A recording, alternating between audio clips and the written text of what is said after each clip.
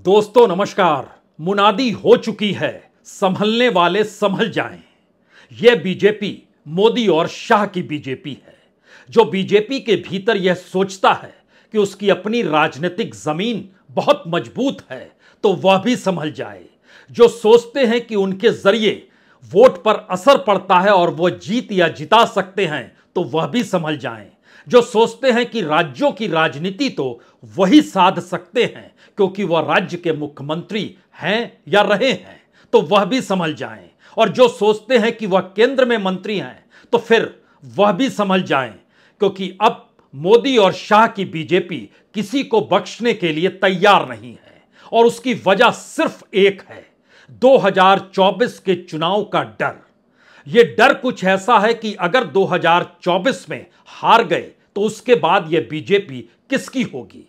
हमारी ही होनी चाहिए, और उससे पहले जो बिसात बिछानी है बिसाते चले जाएंगे। और उससे पहले जो 5 राज्यों के चुनाव हैं, उन चुनावों में किसे उतारा जाए, किसे कहां से उतारा जाए, किसके जिम्मे कौन सा भार दे दिया जाए, और किसके जरिए आने वाले वक्त को लेकर किस राजनीतिक प्रयोग की दिशा में बढ़ा जाए।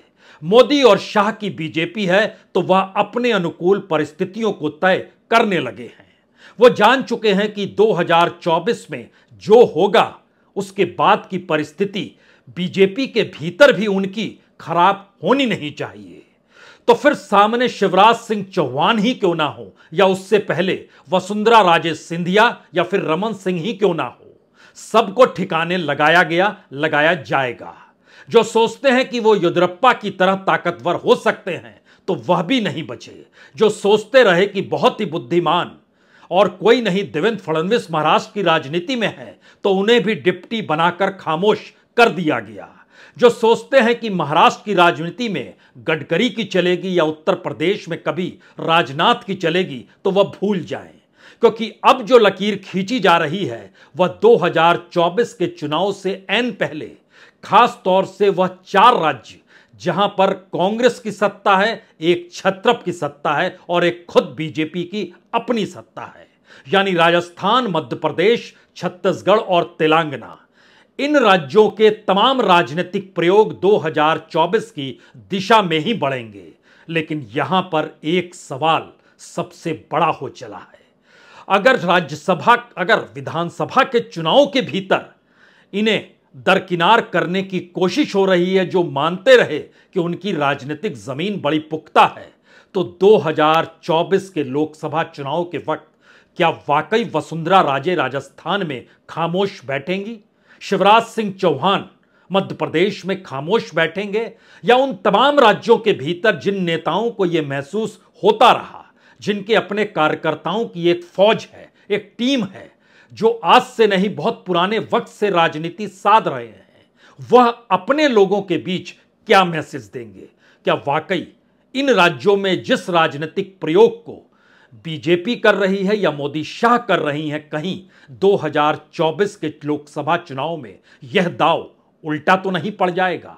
और अगर मौजूदा दाव, जो एक लिहाज से आखिरी दाव है अपने आप को बचाने का या अपनी सत्ता को बीजेपी के भीतर बरकरार रखने का, अगर उस सत्ता को मजबूती के साथ थामे नहीं रहा गया तो फिर कुछ भी नहीं बचेगा। इसे मोदी और शाह बीजेपी के भीतर भी समझ चुके हैं।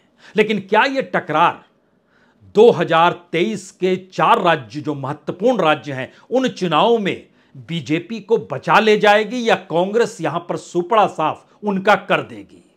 आखिर वो कौन सी परिस्थिति है कि 2018 में बीजेपी विधानसभा का चुनाव हारी थी, लेकिन 2019 में लोकसभा का चुनाव लगभग 20% ज्यादा वोट उसको राजस्थान में भी मिले और मध्य प्रदेश में भी मिले?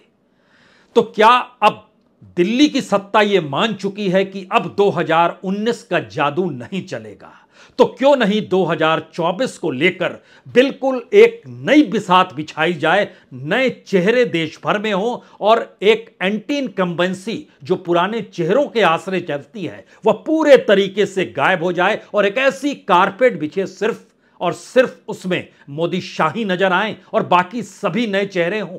क्या यह राजनीति का एक नया मंत्र है जो गुजरात से निकला था, जहां मुख्यमंत्री समेत सभी को बदल दिया गया और यह परिस्थिति फिर कर्नाटक के भीतर भी आई?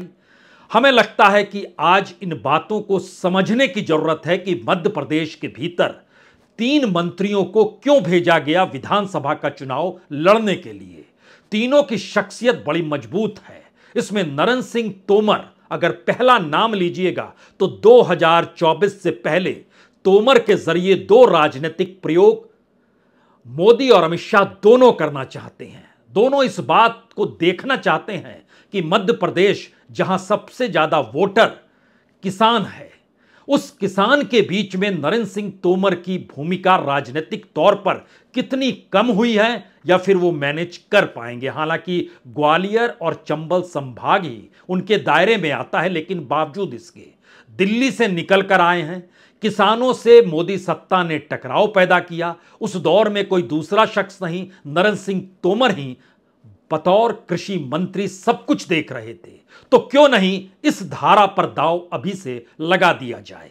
दूसरी परिस्थिति वहां पर इस इलाके में ज्योतिरादित्य सिंधिया की भी है, तो उनको आने वाले वक्त में कैसे बांधा जाए। और यह मैसेज तो उन तक पहुंच ही गया कि क्या उनको भी विधानसभा का चुनाव लड़ना होगा या फिर अब वो हाशिए पर ढकेले जा चुके हैं।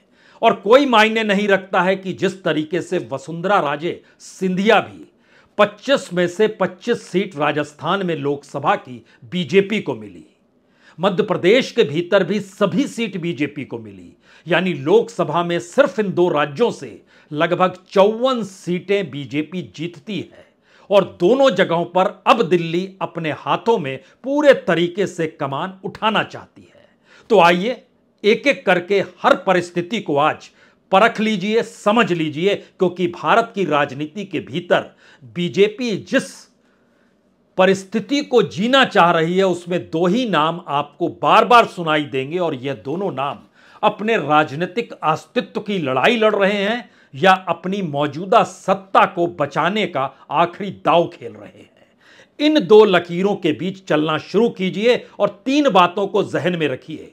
भारत के भीतर वोट इस दौर में पॉलिटिकल परसेप्शन से बहुत ज्यादा बनता है और बीजेपी इसको बनाने में माहिर है। दूसरी परिस्थिति इकोनॉमिक आइडियाज से जुड़ी हुई है, क्योंकि ये तमाम राज्य रईस राज्य नहीं है, गरीब राज्य हैं। यहां पे बीपीएल की तादाद बहुत ज्यादा है, यानी गरीबी की रेखा से नीचे वाले लोग बहुत हैं। यहां पर गरीब बहुत हैं, किसान मजदूर बहुत हैं। उनको साधना है तो आर्थिक तौर पर सत्ता के हाथ में लाभार्थी पैदा करना और लाभार्थियों को वोट के तौर पर जोड़ना, यह हुनर लगता रहा कि मोदी सत्ता जानती है। इस दौर में कांग्रेस ने उसमें सेंध लगाई। तो क्या यह एक राजनीतिक प्रयोग की नई पृष्ठभूमि तैयार हो रही है? राजस्थान, मध्य प्रदेश और छत्तीसगढ़ में हो सकता है। तीसरी परिस्थिति जो सबसे महत्वपूर्ण है कि कोई भी नेता कार्यकर्ता से बड़ा नहीं है या हर बड़ा नेता कार्यकर्ता ही है, यह हर कोई समझ ले। तो क्या यह मैसेज 2024 को लेकर अभी से दिया जा रहा है? यह भी हो सकता है।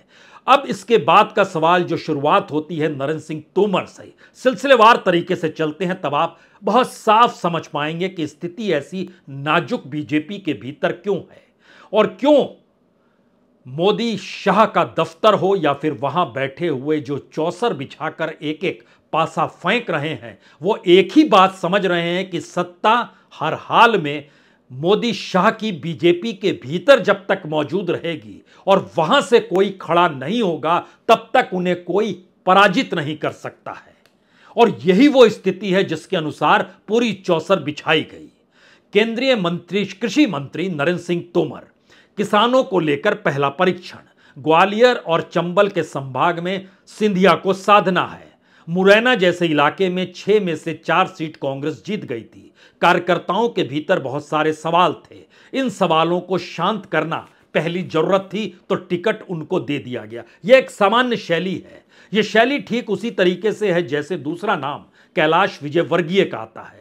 समूचा इंदौर का इलाका, इंदौर के भीतर 9 में से 3 सीटों पर कैलाश विजयवर्गीय एक वक्त चुनाव लड़ चुके हैं, जीत चुके हैं। मालवा और निमाड़ के 66 सीटों को क्या ये साध पाएंगे? और अब इंदौर 1 से जो टिकट इनको दिया गया वहां पिछली बार कांग्रेस जीती थी। चुनौती है। एक चीज जहन में रखिए, दिल्ली का राजनीतिक प्रयोग बीजेपी जहां जहां कमजोर है वहां पर मजबूती के साथ किया गया है। यह प्लानिंग का हिस्सा है। लेकिन इसका दूसरा सच यह है कि जिस दौर में सबसे ज्यादा एंटी इनकम्बेंसी शिवराज सिंह चौहान को लेकर है, वहां पर एक झटके में शिवराज सिंह चौहान को ही दरकिनार किया गया। कैसे किया गया यह भी हम आपको बताएंगे। लेकिन तोमर और विजय वर्गीय, ध्यान दीजिए, तो 4 इलाके आते हैं, ग्वालियर, चंबल का इलाका, मालवा और निमाड़ का इलाका। यहां तकरीबन 100 सीटें हैं। और उसके बाद एक नाम और जोड़िए, प्रहलाद पटेल, जो नरसिंहपुर से चुनाव लड़ रहे हैं, ओबीसी नेता हैं। महाकौशल के इलाके में इनका प्रभाव है। दामों से सांसद रह चुके हैं। छोटे भाई चुनाव लड़ते थे, उनको अब टिकट नहीं दिया जा रहा है क्योंकि उनके प्रति जो सर्वे कराया गया उसमें वह चुनाव हार रहे थे, तो उनके बदले इनको ले आया गया। राकेश सिंह जबलपुर पश्चिम से चुनाव लड़ेंगे और यह जिस लिहाज से पूर्व प्रदेश अध्यक्ष के तौर पर काम कर रहे थे, कहा गया था बहुत मजबूती से काम करते हैं। कई दावेदार दरअसल जबलपुर पश्चिम के हैं, तो हर दावेदार के पीछे बीजेपी का एक कैडर खड़ा है, तो सभी को साधना है। तो राकेश सिंह सांसद हैं तो इनको भेज दिया जाए। और कौन कौन थे दावेदार, एक क्षण के लिए भी ये सोचिए कि अब बीजेपी का टिकट पाने के लिए बीजेपी के भीतर लोग बटे नहीं, इसको भी साधने की जरूरत। दिल्ली ने प्लानिंग जरूर की, लेकिन क्या ये चुनाव जीत पाएंगे? तब तो दिल्ली की प्लानिंग सफल हो गई। नहीं जीत पाएंगे तो 2024 को लेकर प्लानिंग डगमगा गई। लेकिन जबलपुर पश्चिम से एक रिटायर्ड आईएएस हैं, वह भी टिकट चाहते थे। उनका नाम वेद प्रकाश है। भारतीय जनता युवा मोर्चा के पूर्व प्रदेश अध्यक्ष अभिलाष पांडे, वह भी टिकट चाहते थे। जिला अध्यक्ष प्रभात साहू, वह भी टिकट चाहते थे। हर कोई टिकट चाहता था, तो सबको टिकट कैसे दिया जाए? आदिवासी नेता फग्गन सिंह कुलस्ते, इनको भी लेकर आया गया कि महाकौशल के इलाके में आदिवासियों को साधना जरूरी है, क्योंकि आदिवासी 2013 में जितनी ज्यादा सीट इनको जिता पाए थे, लगभग 25 सीट 2018 में कम हो गई। तो अब 2023 में कहीं और कम ना हो जाए, इस मैसेज को साधने के लिए, क्योंकि मध्य प्रदेश में लगभग 84 सीटें आदिवासी प्रभावित सीटें कहती हैं, उसमें से 2013 में ये 59 सीटें जीते थी, लेकिन 2018 में कम होकर ये 34 पर आ गए। अब नुकसान सह पाने की स्थिति में नहीं है, क्योंकि मान रहे हैं परसेप्शन चुनाव की जीत हार से बनेगा। तो मध्य प्रदेश के भीतर का राजनीतिक प्रयोग 3 मंत्रियों को उतारता है, नरेंद्र सिंह तोमर को, प्रहलाद पटेल को, फग्गन सिंह कुलस्ते को। और राकेश सिंह, गणेश सिंह राव, उदय प्रताप सिंह, रीति पाठक, कोई 4 बार का सांसद, कोई 3 बार का सांसद, कोई 2 बार का सांसद, सभी मैदान में नजर आने चाहिए। और आने वाले वक्त में यह राजनीतिक प्रयोग और चलेगा। 3 विधायकों का टिकट काट दिया गया, लेकिन 31 नए चेहरे लेकर आए हैं।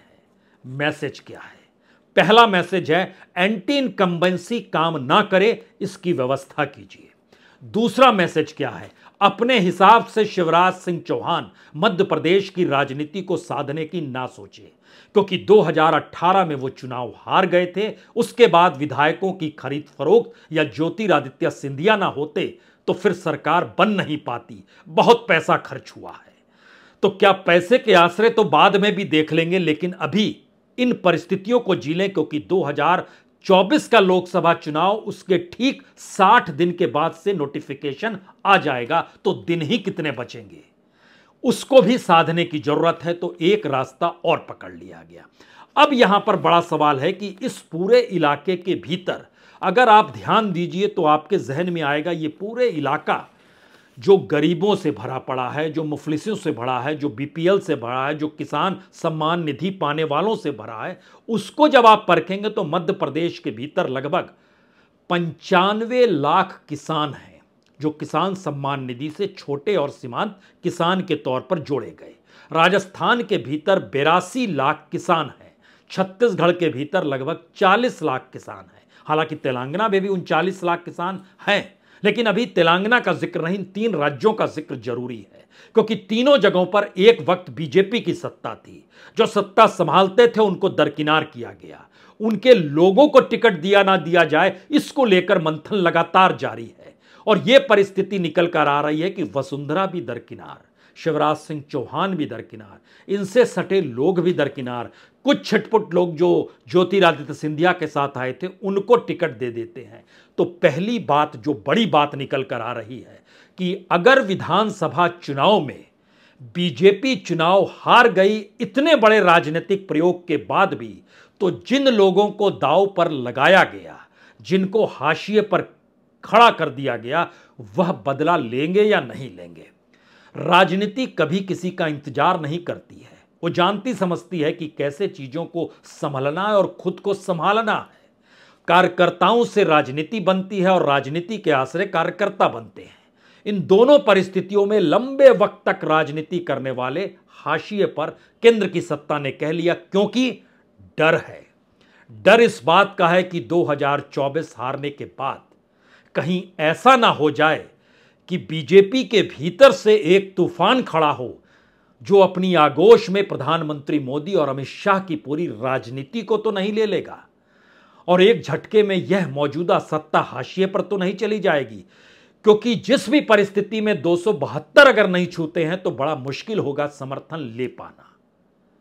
बीजेपी को समर्थन दे सकते हैं वो लोग जो पहले वाजपेयी जी के साथ हुआ करते थे, लेकिन मोदी को साथ देंगे और शाह की राजनीति के साथ खड़े होंगे, बड़ा मुश्किल है। वो लंबी कतार छत्रपों की आप समझते जाइए, वो नवीन पटनायक हो, वो केसीआर हो, वह जगन रेड्डी हो, कुछ भी आपके जहन में आता है आते चला जाएगा। लेकिन फिर लौटिए मौजूदा वक्त के उस राजनीतिक प्रयोग पर जो प्रयोग इस दौर में खेला गया या किया गया।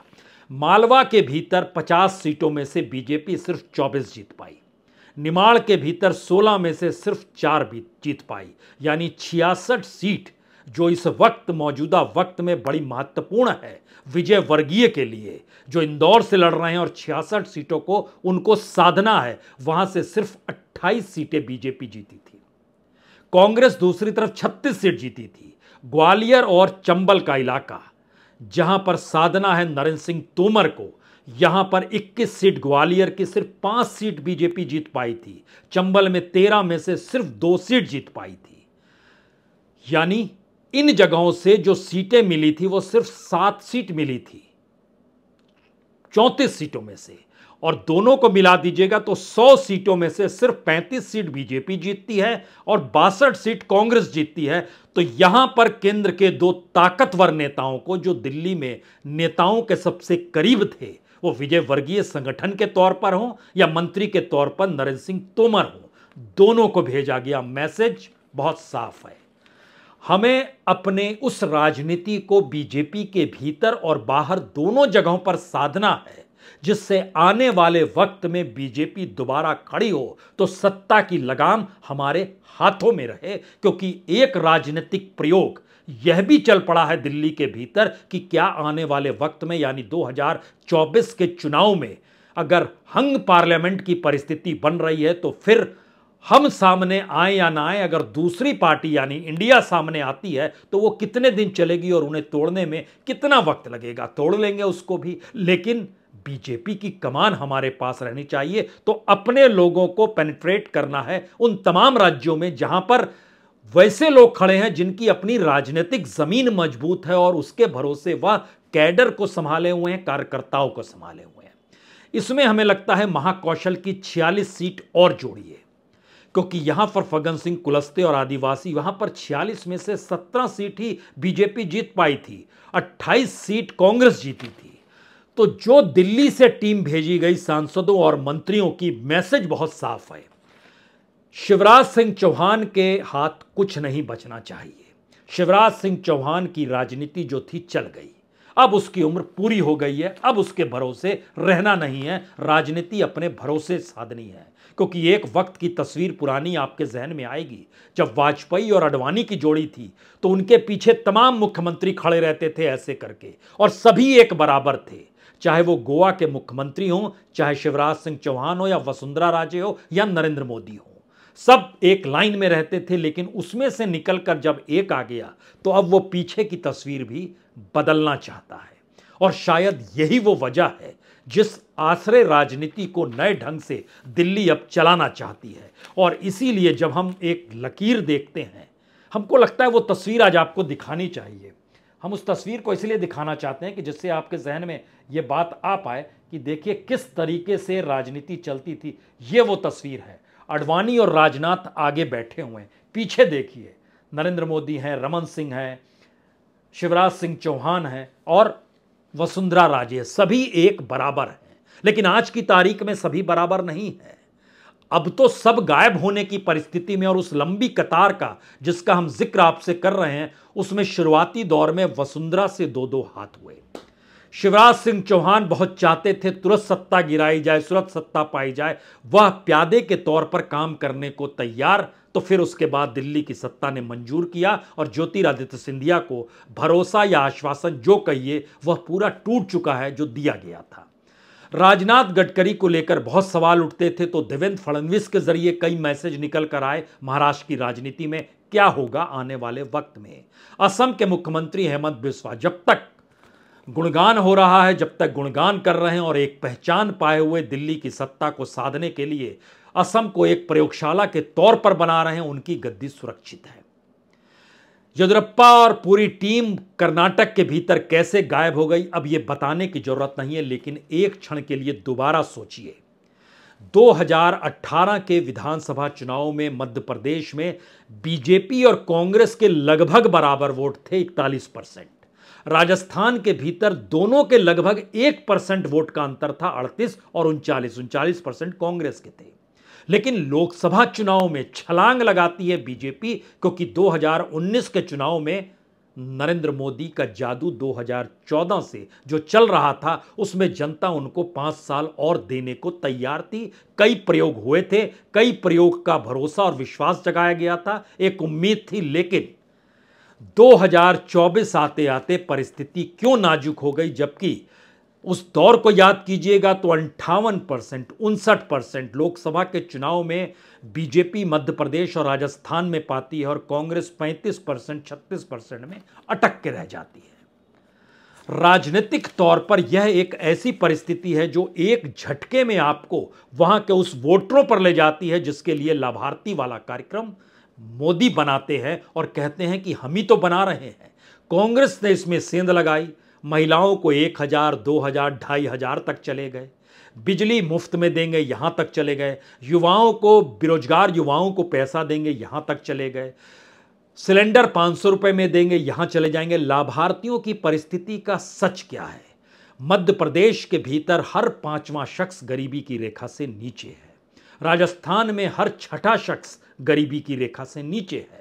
मध्य प्रदेश के भीतर में जितने किसानों की हम तादाद बचा रहे थे, उसमें वोटरों की तादाद के लिहाज से समझिएगा तो ये लगभग 60% वोटर होते हैं। राजनीति दिल्ली को साध रही है या दिल्ली राजनीति को साध रही है।